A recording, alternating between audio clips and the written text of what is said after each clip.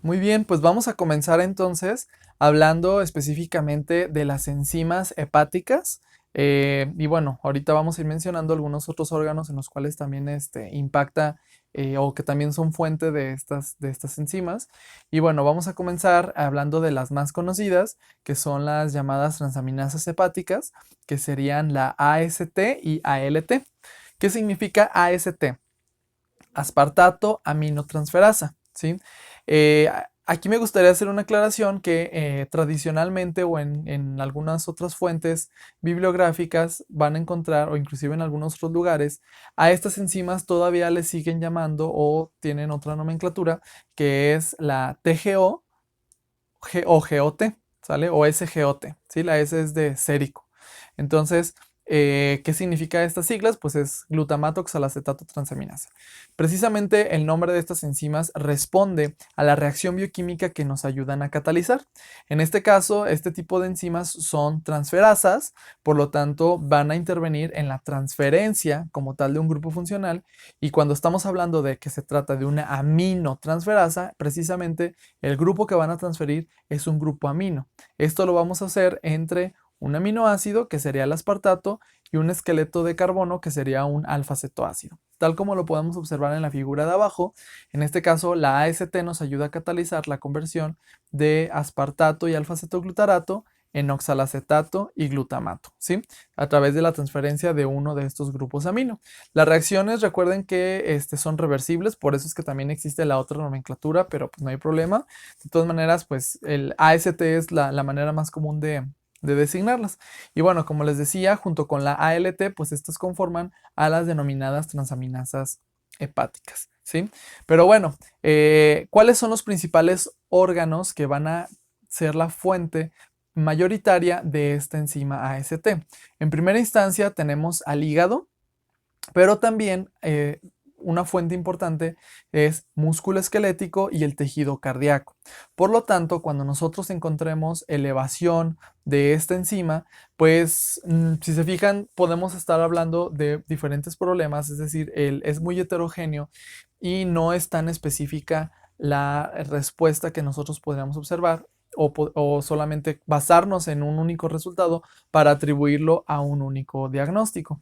Entonces, en el caso del hígado, pues se van a elevar esta enzima AST precisamente en los panoramas en los cuales exista un grado de daño o de inflamación hepática. Por ejemplo, una hepatitis viral, una hepatitis autoinmune, un caso de cirrosis hepática, hepatocarcinoma, etcétera. O sea, todo lo que sea o comprometa al parénquima hepático, pues se va a empezar a elevar esta enzima, ¿sí? En el caso de músculo esquelético, aquí observamos elevación de AST en casos, por ejemplo, de alteraciones o trastornos musculares como distrofias musculares o algunas lesiones, inclusive alguna inflamación o miositis, ¿sí? O rabdomiólisis, donde podamos encontrar elevación de estas enzimas. Y en el caso del tejido cardíaco, aquí podemos observar cuando tenemos un daño precisamente al músculo estriado cardíaco, como por ejemplo cuando nosotros tenemos una insuficiencia cardíaca congestiva o inclusive un daño más grande como sería un infarto agudo del miocardio, ¿sí? Algunos otros órganos que también expresan este tipo de enzima, pero que comparándola con estos tres que serían los principales, pues es mucho menor, serían por ejemplo los riñones, el páncreas y los eritrocitos, ¿sí? Los valores de referencia que se manejan para ambas transaminasas hepáticas suelen ser menores a 40, inclusive en algunas referencias o algunas poblaciones manejan que sea menor a 35 unidades por litro, esto medido a 37 grados Celsius, ¿de acuerdo?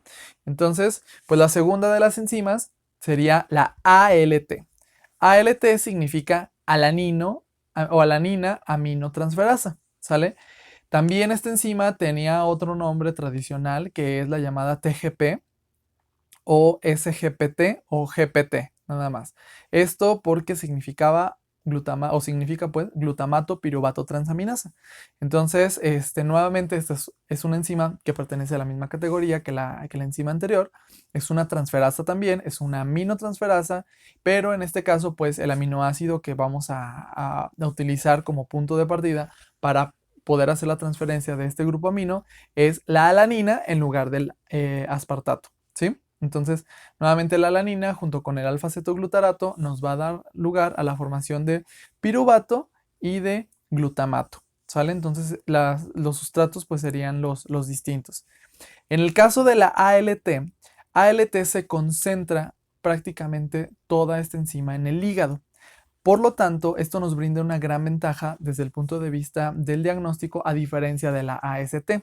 La ALT se considera la transaminasa hepática más específica de todas y de todas las enzimas que vamos a mencionar que también tienen que ver mucho la relación con el hígado, pues si yo quiero saber precisamente si la causa se le atribuye la elevación a una condición del hígado, entonces pues me conviene basarme o tomar esa decisión precisamente en los niveles de ALT.